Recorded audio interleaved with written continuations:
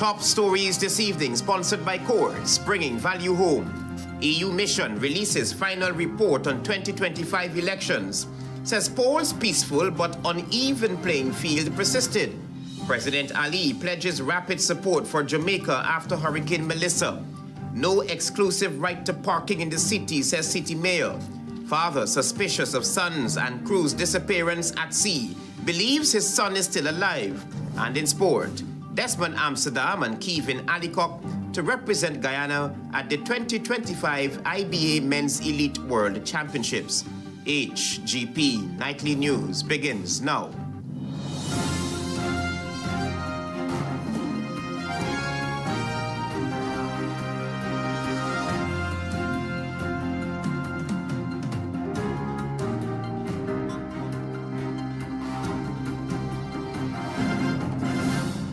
Good evening to our viewers here in Guyana and online. I'm Travis Chase with the Tuesday, November 18 edition of the HGP Nightly News. Here's what you need to know this evening.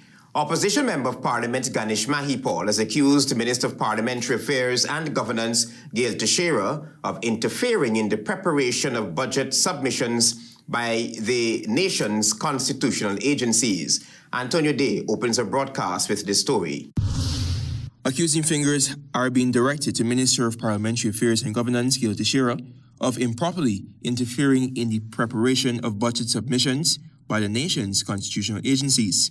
These allegations leveled towards the sitting Member of Parliament and Minister of Government were made by Ganesh Mahipal, opposition parliamentarian for the Partnership for National Unity, APNU. At the APNU PNCR press conference on the 14th of November 2025, Mahipal said that agencies reported that while they must send 2026 budget proposals directly to the Minister of Finance, Minister Teixeira has allegedly been reviewing and altering them beforehand. We have a constitutional agency is requesting $9 billion, and the Minister of Finance is of the opinion that the country can only afford $8 billion, then he will allocate the $8 billion to the constitutional agency. But the constitutional agency's submissions must not be interfered with by Minister Gail Teixeira. The APNU Member of Parliament alleged that these attempts by the minister seeks to manipulate and dictate that of constitutional bodies. He contended that these bodies ought to act independent without political interference or directives regarding their budgetary submissions. Let the constitutional agencies make their submissions, and whatever is their submission, the government will facilitate how much they can, if all or some. Mahipal clarified that pursuant to legal provisions, constitutional agencies are authorized to present their complete budgetary requirements to the Minister of Finance. He urged Minister Teixeira to desist from such actions. If your government, Minister Teixeira, wants to play that role, then all you got to do is take away constitutional authority from them and make them a subvention agency or make them a budgeted agency under the control of a minister. But do not interfere with the constitutional agencies and their submissions. The opposition Member of Parliament stressed that constitutional independence exists to safeguard transparency, accountability, and good governance, and warned that any attempt to undermine that independence weakens democratic institutions. When contacted, the ministry's communication personnel confirmed that Minister Teixeira is unaware of Mahipal's claim and is unable to provide a comment at this time.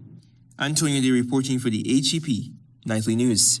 As we continue coverage on Hurricane Melissa, regional leaders are rallying support for Jamaica as the country battles the aftermath of Hurricane Melissa. Tiana Cole is on this story. President Irfan Ali, along with several CARICOM heads of government, on Monday conducted a high-level goodwill mission to Montego Bay and Westmoreland, two Jamaican communities hardest hit by Hurricane Melissa, to assess the devastation firsthand and coordinate support efforts. Words cannot describe the type of damage that was done here. And to see the resilience of the people, the strength of the people, and the character of the people tells a lot about the Jamaican spirit.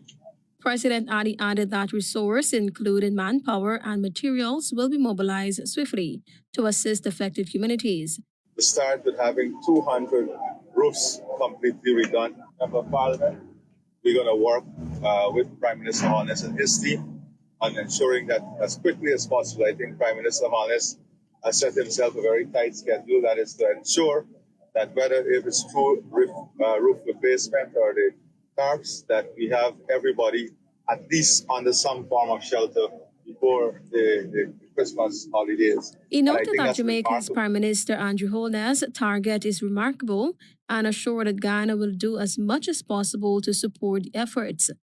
A full team from the Guyana Defence Force will be here, and we are very happy to be part of this CARICOM team, this CARICOM mission. President Ali emphasized the importance of regional unity, stating that the mission underscores the message that the Caribbean is one community, one Caribbean, one people, and that in times of crisis, countries draw strength from each other. The delegation included the Prime Ministers of Barbados, Grenada, and Antigua and Barbuda, along with senior officials from CARICOM, the Development Bank of Latin America, the World Bank, the Inter-American Development Bank, IDB, and other regional and international partners. The mission focused on mobilizing coordinated regional and international assistance to aid Jamaica's recovery, strengthen resilience, and support rebuilding efforts for communities impacted by the hurricane. Hurricane Melissa, one of the most powerful systems to impact the Caribbean this year, caused widespread destruction across Jamaica, flattening homes, uprooting infrastructure, and displacing thousands of families. The Category 5 storm brought torrential rainfall, catastrophic winds, and severe coastal flooding, prompting a massive national and regional response effort. Tiana Ko reporting for the HGP Nightly News. Another developing story we're tracking this evening: there is no exclusive right to parking in the city. So says the Georgetown Mayor and City Council after a viral confrontation between a pastor and a driver. More details in this report. You are in a private zone. You are in a private zone. I don't care. I don't care. Let us see if we're going to drive. I want to see. I want to see if we're going to drive. I will right here. You continue to block my vehicle. Drive. Get inside the car. Get inside the car. Get inside the car and do that. Get inside the car and do it. Get inside the car and do it. Get inside the car. A dispute between a Universal Church pastor and a driver over parking along Charlotte Street on Thursday prompted the Mayor and City Council to make it pellucid that the church has not been granted exclusive permission by the Georgetown City Council to block anyone from parking outside the church located on Charlotte and Wellington streets. And let me make it clear, this council has never given the Universal Church any parking. No parking facility was even ever applied for by the Universal Church to this council for them to have reserved parking. That's Mayor of Georgetown, Alfred Mentor. The mayor said following the standoff, the City Engineers Department was immediately dispatched to the location, and all encumbrances placed on the city's parapet, including items believed to have been used to block vehicles from parking in the area, were removed. So it's very erroneous for the pastor himself to speak so vociferously about the reserve parking and to appear like if they have reserved parking from this council. I was very disappointed when I saw the pastor behaving in such anger, I guess, and he acted outside of the norm. The standoff began after the pastor objected to the driver parking in front of the church. The pastor and other church members then resorted to blocking the car and insisted that he be ran over by the driver. We will continue to monitor the situation. We will continue to ensure that the area is cleared and that anybody could park at any time, because those are reserves of the council and there's no exclusive arrangement with that. Also, City Engineer Colvern Venture has since issued a reminder to residents, businesses, and institutions that no permission is granted for the placement of no parking signs, barriers, or any other form of obstruction on city parapets, roadways, or other public spaces. Travis Chase, HGP Nightly News. This is the HGP Nightly News. Stay with us. There is more news ahead.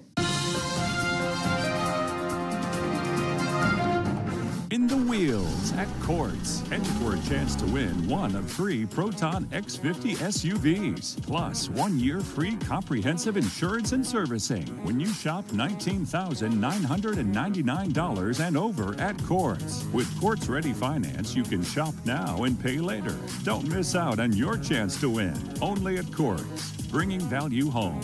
Promotion ends December 31st, 2025. Conditions apply.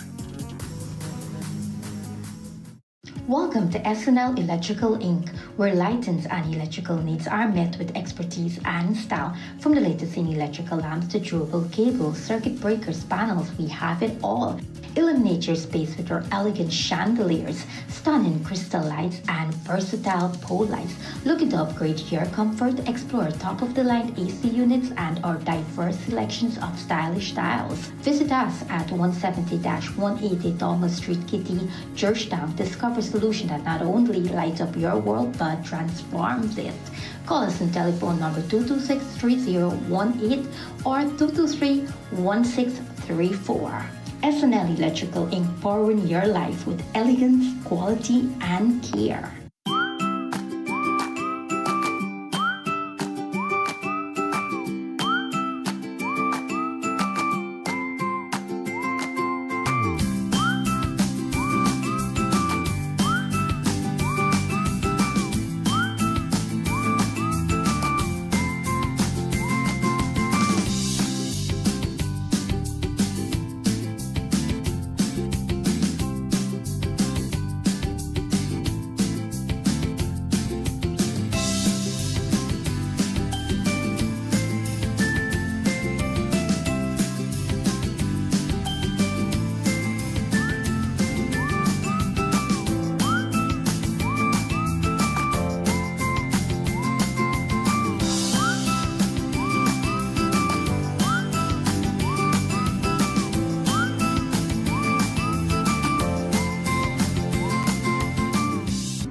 Saturday and Sunday. Come down to Gafour's all-new home and office center, upstairs of the MacDo Mega Complex. We got everything to fix up your place. Recliners, TVs, refrigerators, chandeliers, kitchen appliances, fitness equipment, outdoor furniture, toys, back-to-school bags, all under one roof at prices you can't beat. We open Saturday from 7:30 to 4 and Sunday from 9 to 4. And here it is. You getting 10% off store-wide every Sunday. So don't miss this opportunity to save big. Call 223-9896 or come down this weekend to Gafour's all-new home and office center, upstairs of the MacDo Mega Complex. Gafour's, the name you can trust. See you there.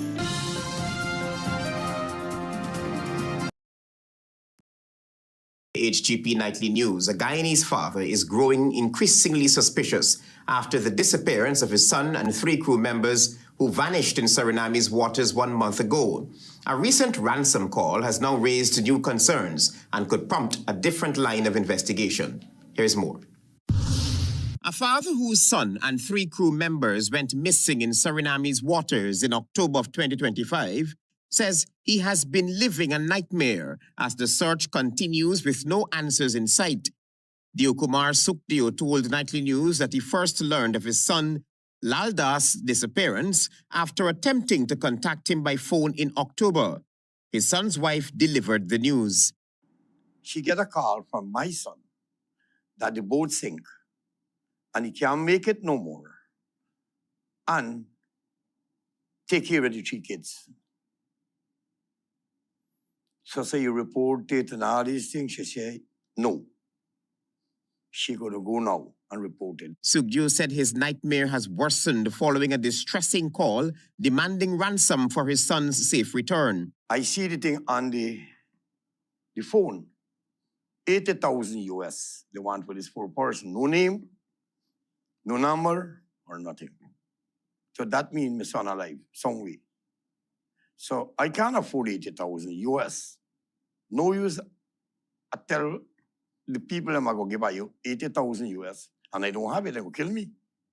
The father said he remains deeply suspicious about the circumstances surrounding the disappearance and is pleading for answers, even as Suriname's authorities have officially called off the search. This is the drone.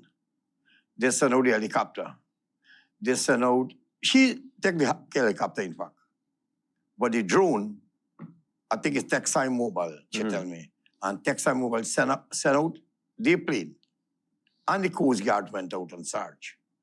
And they didn't find nothing, Chavez. When asked whether he believes his son is still alive, the visibly worried father did not hesitate. My son, I know him. And there is thinking, hold on. The iceberg, you can't die unless you're the land and water, Chavez. You can float on a drum for so many days. They drum them in the boat. You can float on that. You must not shore from Kupanam to Guyana.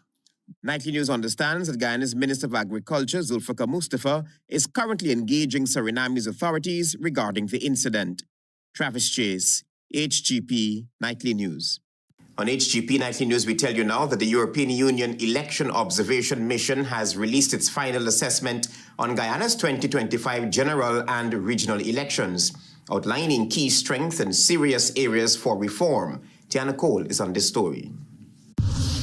The European Union Election Observer Mission on Tuesday delivered its final report on Guyana's September 1, 2025 general and regional elections. During a press conference, member of the European Parliament and Chief Observer Robert Bidron said elections were peaceful and well run, with voting and tabulation carried out efficiently and voters able to cast ballots in an orderly environment. However, he noted that the polls unfolded amid deep political polarization and lingering mistrust from the 2020 elections, alongside heightened national expectations tied to increasing oil revenues.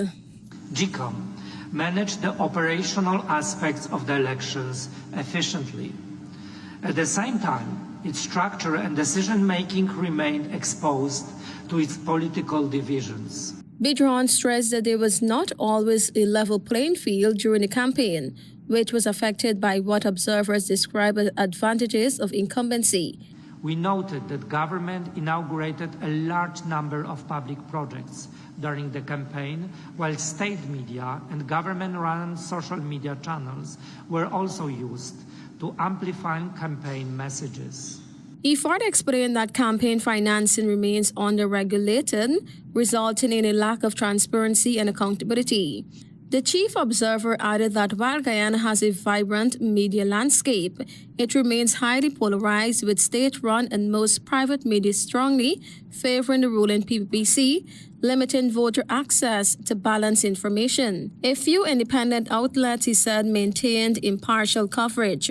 The mission also presented 18 overall recommendations, including 6 priority reforms. First, enhancing prospects for key electoral reform by ensuring necessary electoral expertise within a fully functional Constitutional Reform Commission. Second, updating the voter list using the most recent population data and linking it to ongoing digitization initiatives.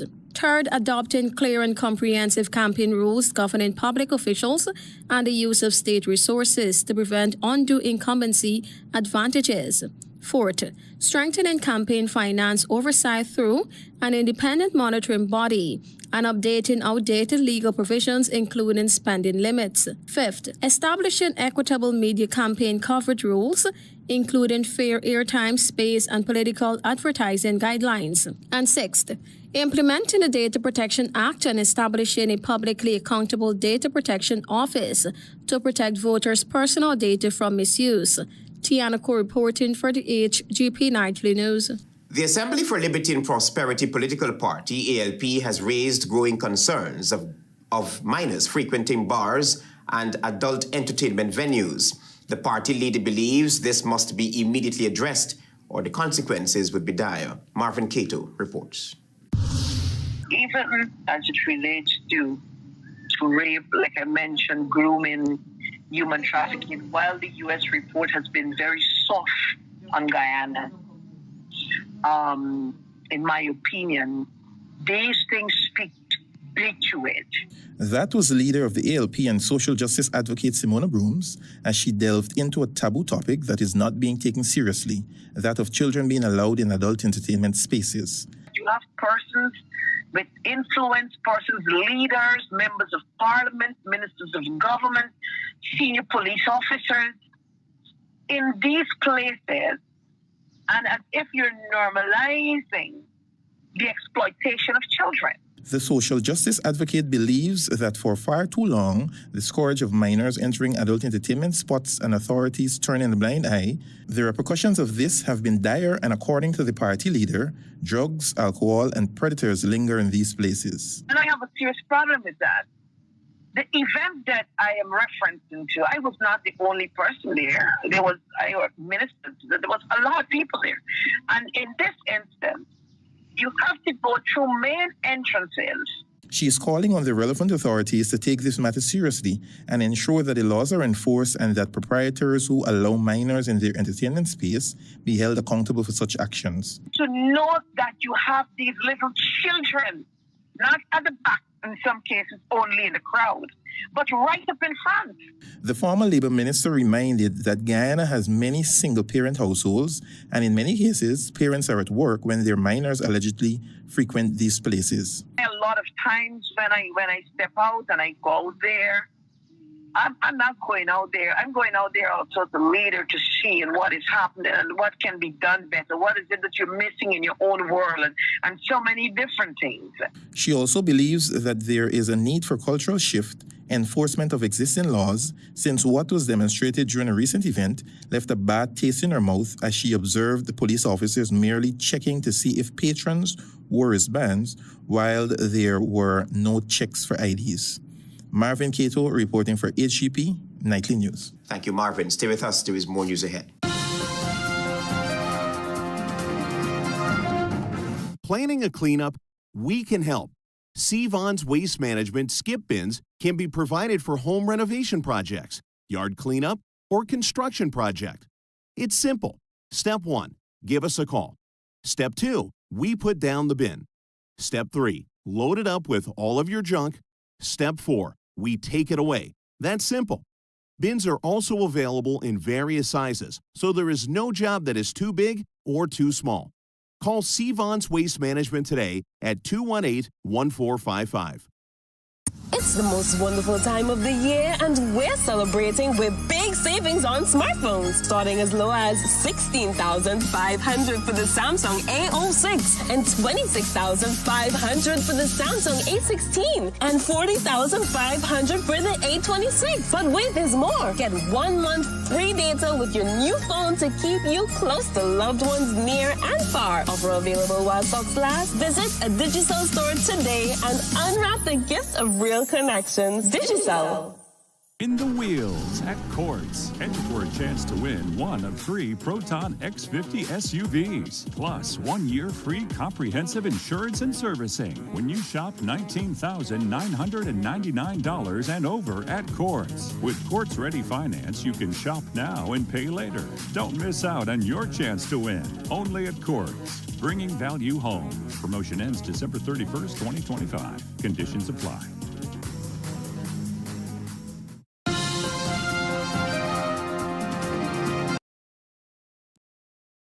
HGP Nightly News. Day 40 of the 2020 elections trial continued on Tuesday. 3 police officers took to the stand. Tiana Cole will tell you more. Day 40 of the election fraud trial continued on Tuesday before Acting Chief Magistrate Faith Magusti at the Georgetown Magistrates Court. During the morning session, former returning officer Clement Mingo returned to the witness box, where he faced continued cross-examination by the prosecution in his voir dire testimony. Following Mingo's appearance, Lance Corporal Desmond Benjamin took the stand. Benjamin, who was stationed at CID Headquarters Registry as a custodian, provided evidence related to his role in the investigation. The next witness was Detective Assistant Superintendent of Police Kamal Patama. Patama told the court he assisted with the investigation on August 25, 2020. He said he acted as a scribe while an interview was conducted by Detective Senior Superintendent Mitchell Caesar, during which Mingo was questioned. In the afternoon session, Caesar entered the witness box and testified about his role in the investigation. He was later subjected to cross-examination by attorney Nigel Hughes. The matter will continue on November 19. 9 individuals are currently before the court in connection with the March 2020 general and regional elections. Among the accused are former Region 4 returning officer Clement Mingo, former Chief Elections Officer Keith Lowenfield, and former Deputy CEO Roxanne Myers. Also charged are former PNCR Chairperson Valda Lawrence, PNCR activist Carol Smith-Joseph, and GCOM staff members Sheffrin February, Enrique Lyford, Mitchell Miller, and Dennis Bob Cummins. The charges stem from investigations into alleged attempts to manipulate the results of the 2020 elections. In total, the defendants face 19 conspiracy-related charges. The prosecution has indicated that it intends to call approximately 73 witnesses throughout the trial. Tiana Cole reporting for the HGP Nightly News. Action Invest Caribbean Incorporated, through Action Coach Guyana, collaborated with the World Trade Center Georgetown, the Institute of Private Enterprise Development, and Demerara Bank Limited to organize a business growth seminar aimed at improving the competitiveness and long-term success of Guyanese enterprises. Antonio Day will tell you more. To improve Guyanese businesses' competitiveness and long-term success, Action Invest Caribbean Inc. and its globally renowned coaching division, Action Coach Guyana, collaborated with the World Trade Center Georgetown, the Institute of Private Enterprise Development IPED, and the Demerara Bank Limited to hold a vibrant business growth seminar at the World Trade Center Georgetown, Guyana. The event, which was hosted on November 12, 2025, gathered business leaders, entrepreneurs, and managers for a transformative morning focus on strategic education and community business development. Attendees learned about the validated business growth frameworks, including the 6 steps to massive results and the 5 ways to grow a business, presented by Business Master Coach Dr. Vishnu Durga. What is the thing that what's the bottleneck in your business now? Is it finance? Is it marketing? Is it staff? Is it procrastination, like you don't have good time management or self-management? Is it that you don't actually know who your customers are? Right? Is it transportation? Is it logistics? In addition to coaching content, iPad's marketing manager, Robert Williams, addressed the audience on the availability of accessible financing and advisory support for micro and small enterprises, reaffirming iPad's long-standing role in fostering entrepreneurship across Guyana. He cited that several participants have already been able to access loans from iPad through these collaborative initiatives with the World Trade Center Georgetown and Action Coach. You as a young person can have an idea and believe it can work, passionate about it, walk into it, and get that ecosystem supported by places like Action Coach and other areas. That's why we work together. We don't see ourselves as competitors, but we see ourselves as building blocks for these particular ideas. Wesley Curtin, Executive Director of the World Trade Center Georgetown, reaffirming the center's commitment to strengthening Ghana's entrepreneurial landscape. He noted that micro and medium-sized enterprises must adopt the right approach in order for their ventures to progress. That's why you're in business. You're not in business to lose money. But of course, in any business, it calls for, sacrifice. It calls for attention to detail, strategic thinking, and of course, your personal commitment for success. Antonio Day reporting for the HGP Nightly News. The Minister of Tourism talks of positives since assuming office. The ministry is now pushing forward with a number of tourism initiatives aimed at improving the sector and has crafted bills that will soon make their way to be debated in Parliament. Marvin Cato will tell you more. Guyana continues to strengthen its presence on the global stage, recording the highest increase in visitor arrivals among Caribbean countries this year, an impressive 18% growth between January and July 2025 compared to the same period last year. That was Susan Rodriguez, the minister responsible for tourism, as she highlighted progress the sector continues to achieve. She highlighted that the remarkable improvement in visitor arrival highlights the strong momentum of the tourism sector and the growth and appeal for Destination Guyana. We are proud to project that for the first time, Guyana is expected to surpass 400,000 visitor arrivals by the end of 2025. With Guyana projected to deliver an upward trend of visitor arrivals over the coming years, she underscored the need to continuously develop our tourism products in a sustainable manner, inclusive and deeply connected to our people and heritage. The Guyana Tourism Authority, in collaboration with the ministry, has launched several new initiatives, including tourism and hospitality training for police officers, recognizing that our officers are ambassadors. The minister reminded that all are important in this brand, hence the launch of the campaign, Tourism is Everybody's Business.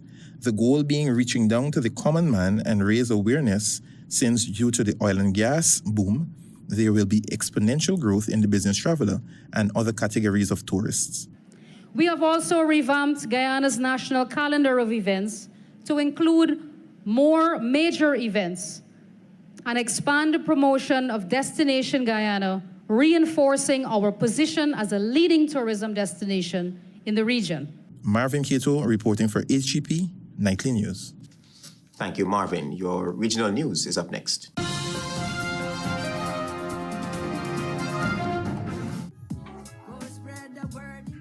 Yeah, blood. I said like you didn't pass it through today. Nah, boys, them file here, you tell people stop me and they take come to me on help. Oh, but hey, I hide it from them people now, boy. Man, none of them things. Plus, I skipped them people last year. And did you and I feel good? Make no sense I take that. You think this is still gonna take us out? Yeah. No matter what, you could feel good, but the worm still and you said you could get a big foot and all. Oh, hey, Bigfoot, worm. Hey, man, stop playing, you know. Hey, me auntie take them pills and she gets sick. Plus, me auntie, me sister and them did I take it. That them Bigfoot and them things come from crap who blowing on your foot. Yes. Or over your body, that don't file in your body. Nice, serious body. You see, if you don't take the pill, the worm goes inside you for years. Plus, when the mosquito bite you, you can pass on crime, give it to your family or even we. Besides, plus, you must see you had the thing and all, the pill help shit.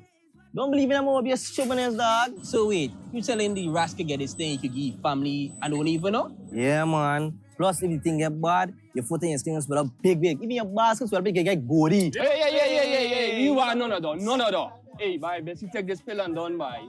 Yeah, but that's why we all got to take the fileria pill. Yeah. Protect your family and everybody else. We are talking about fileria gonna get knocked TKO. This Christmas runs on real connections with Digicel. The calls, the laughter, the joy, and the chance to pick and win big. We're giving away $12 million. Yes, every week, one lucky Digicel customer gets a chance to win up to $2 million. 6 lucky winners in total. Here's how you get in. Top up with $1,000 or more, or pay your fiber or postpaid bill in full. The more you top up, the more chances you get. Stay connected this Christmas for your chance to win big. Digicel. Say hello to your new favorite sip, Fruta Mango Passion. This tropical combo of mango and passion fruit delivers a bold flavor and wholesome goodness. It's fruity, it's vibrant, and it fits right into your day. Grab your Mango Passion can today and live fruitfully. Fruta.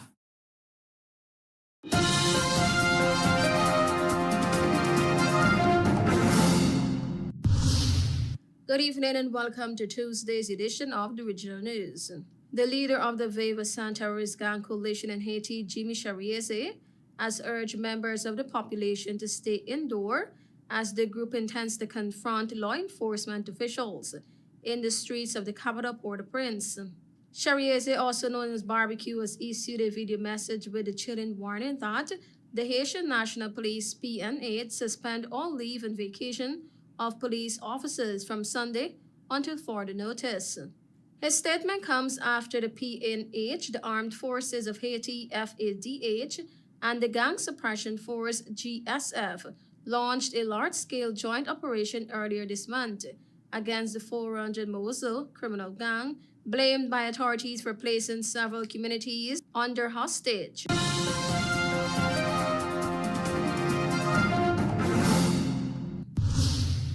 A Venezuelan court has sentenced a doctor to 30 years in prison for criticizing Nicolas Maduro's government in a WhatsApp audio message. Margie Orozco, 65, was given the maximum sentence for treason, incitement to hatred, and conspiracy.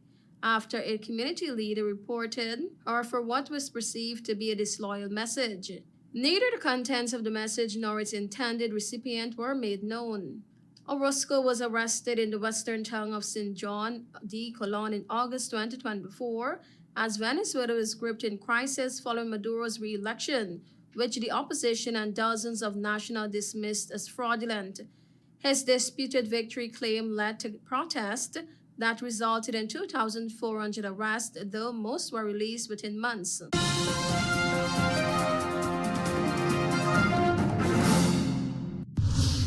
The Bermuda government has called on employers to adhere to the island's immigration law and work permits condition, warning that persons who contravene the measures may be placed on the Bermuda stop list.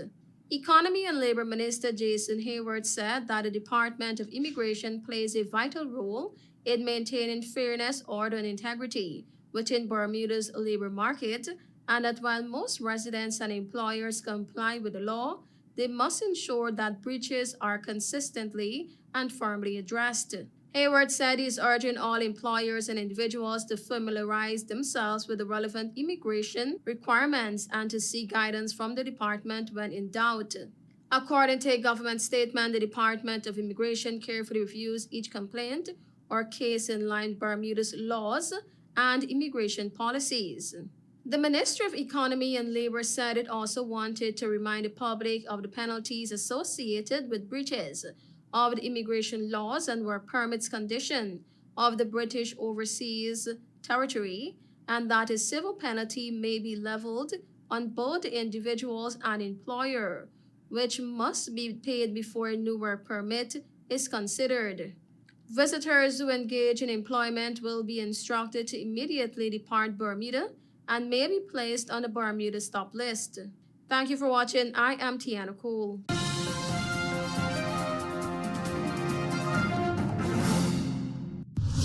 Let's join Delvin Neblet for HGP's Sports Pulse.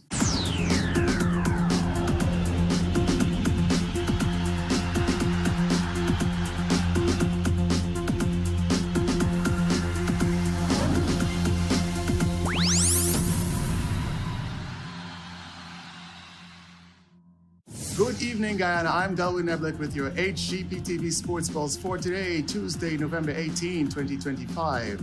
We begin tonight with football. Action commenced in the 2025 MVP Sports Girls Under-11 Football Tournament with 8 fixtures at the Ministry of Education ground on Saturday. The first match was a walkover victory for Potaro Primary over the All Saints Primary, while match number 2 was a thumping 7-0 victory for St. John the Baptist Primary over Smith's Memorial Primary as Talia Alert produced a skillful hat-trick, Eliana Grant scored twice, and Antasia Livan scored once in a winning effort. Match number 3 was a competitive 1-1 draw between Agatash Primary and the Georgetown International Academy as Raquela Joseph and Sofia Molina each scored once for their respective sides. West Rhineville Primary secured a walkover victory against Stella Maris Primary in match number 4, while match number 5 was another keenly contested 1-1 draw between North Georgetown Primary and St. Aloysius Primary as Catalina Solomon and Maya De Jesus both scored once for their respective sides. In match number 6, Haley Habacon, Ella Fernandez, and Haley Donobrega each netted doubles